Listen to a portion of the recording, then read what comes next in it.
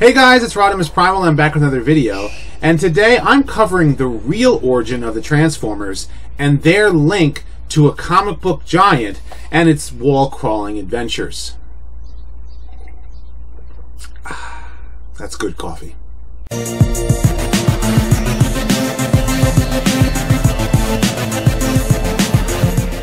At its beginnings, they started out as a toy line made by Takara and licensed and sold by Hasbro under the name The Transformers.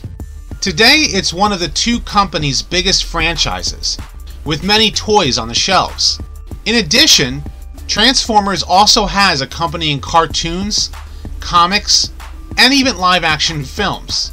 Despite all of this, the franchise wasn't always the giant loved by so many fans, including myself, that it is today. It began under a different name, Diaclone. In the early 1980s, Takara developed the Diaclone toy line in Japan with cars that changed into mech suits and came with mini pilots to sit inside of them. Their basic story was that an alien race, the Waruder, attacked the Earth, and the people build the transforming mech suits, called Diaclone, an amalgam of Diamond and Cyclone, to battle the alien invaders. Takara then tried selling the toys in the US under the name Diacron, with no story to accompany it. Clearly, Takara did not know how to market their toys successfully in the US, but that changed after a meeting with Hasbro. In the 1983 Tokyo Toy Show, a representative of Hasbro was in attendance. After seeing Takara's Diaclone and Microchange toys, the rep, whose name is currently unknown, got the people at Hasbro to look at them as well. Henry Orenstein, Hasbro's pitchman, Holocaust survivor, and later the co-creator of the rub signs on Transformers, convinced then CEO of Hasbro, Stephen Hassenfield, and Hasbro's head of R&D, George Dunsey, to repackage and sell them under their brand. After a meeting with Takara, Hasbro struck a deal to rebrand them. The only thing missing was a story. Hasbro's ad agency, Griffin Bacall, and Hasbro's marketing department got together in a 3-hour car ride and came up with the backstory. Instead of piloted mech suits, they were an alien race with a simple good versus evil story. They chose to have the cars and trucks be the Autobots, the good guys. The planes and guns were to be the bad guys. Being evil and deceptive, they were called the Decepticons. They also came up with the name the Transformers. The only issue they came upon was selling this product with toy laws at the time. So if you've gotten this far, you're probably thinking to yourself, Rodimus, this history is great and all, but what does Marvel have to do with this? Well, this is where a stroke of genius came to play. You see, toy laws back in the 1980s restricted the advertisement of toys on TV. Griffin Bacall found success with Marvel Comics in marketing Hasbro's rebranded G.I. Joe, A Real American Hero. They had a comic book with an animated series co-produced by Marvel Entertainment and Sunbow, Griffin Bacall's animation production company. The initial commercials were for the comic books, which helped sell the cartoon and the toys. Due to this success, Griffin Bacall brought the Transformers to Marvel to co-produce a comic book and eventually an animated series. Jim Shooter, Marvel's then editor-in-chief, assigned comic book legend Denny O'Neil to come up with names and backstories to the characters. While he did coin the name Optimus Prime, he was not passionate about the project, so Shooter then reassigned the task to Bob Budiansky. He gave the rest of the names and bios to the characters and was head of editing what was to be a 4-issue miniseries. Greenlit at the same time was an animated 3-episode miniseries bringing the same story as the comic to TV, which was co-produced by Marvel Entertainment and Sunbow Productions. On May 22nd of 1984, Marvel Comics' first issue of the Transformers debuted on shelves. Introducing the world of the Transformers from the planet Cybertron, their planetary civil war had ravaged their homeworld, and on a mission to save the planet, the Autobots and Decepticons both crash-landed on Earth 4 million years ago. They would awaken in present-day 1984, and the ship they crashed in, the Ark, reconfigured their bodies to be able to transform into Earth vehicles and objects. As such, their battle would then spill onto our world.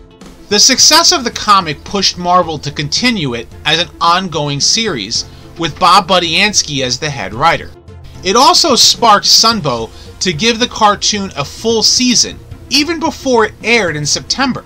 This would explain why the ending to the 3-part pilot, More Than Meets the Eye, has Optimus Prime preparing to leave Earth. Ready, Spike? It's almost time to blast off. But those events did not happen in the subsequent episode, Transport to Oblivion. All the while, the Transformers were given an even larger link to the Marvel Universe.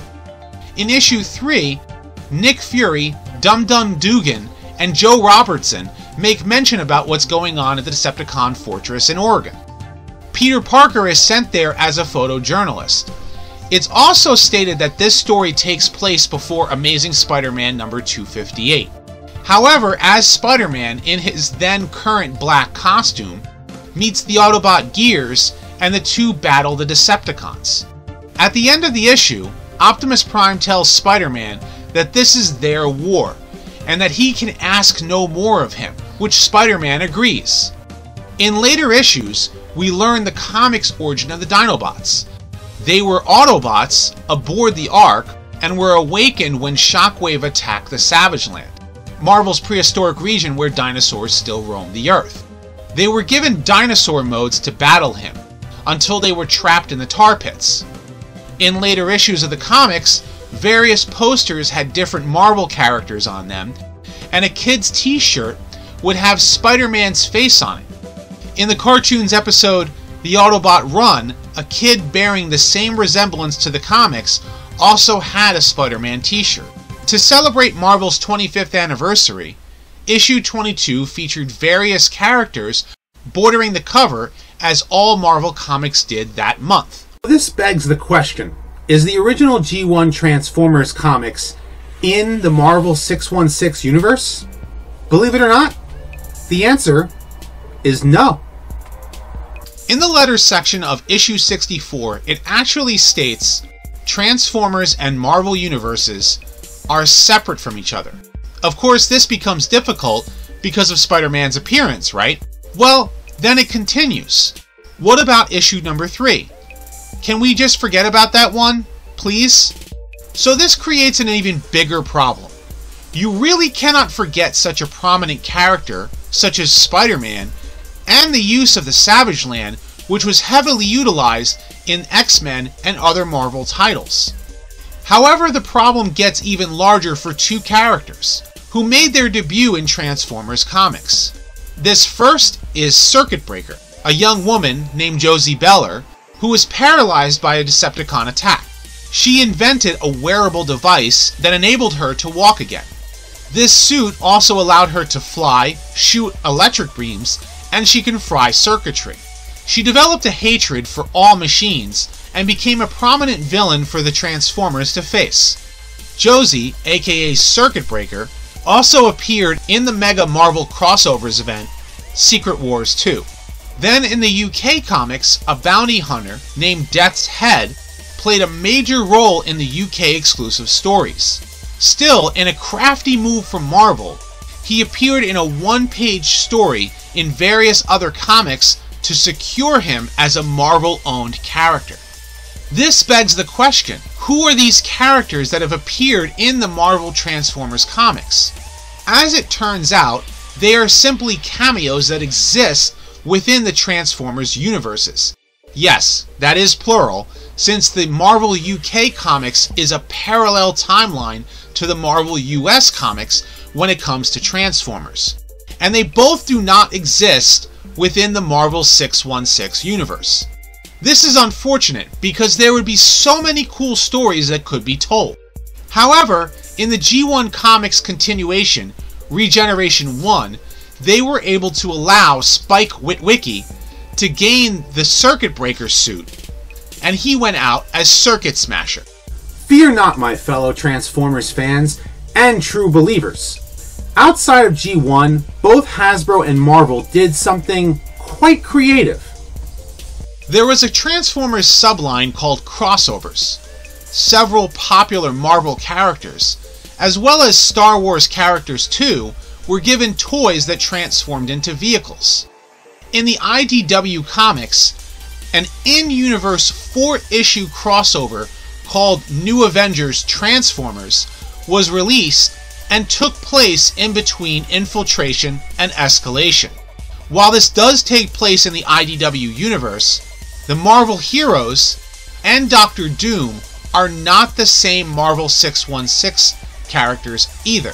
However, Spider-Man does a homage to the cover of issue 3, spinning his web around Megatron, which was rather cool. I hope you've enjoyed this brief history of the beginnings of Transformers and their connections with the Marvel Comics. Personally, I would like to see more crossovers with Transformers into other universes, whether it's the cartoon, the comics, or toys. But what do you think? What are your thoughts on the way Transformers works within the Marvel Universe? Leave your thoughts in the comments section below. I have more Transformers discussions coming soon, so stay tuned. And as always, until next time. Autobots, transform and roll out!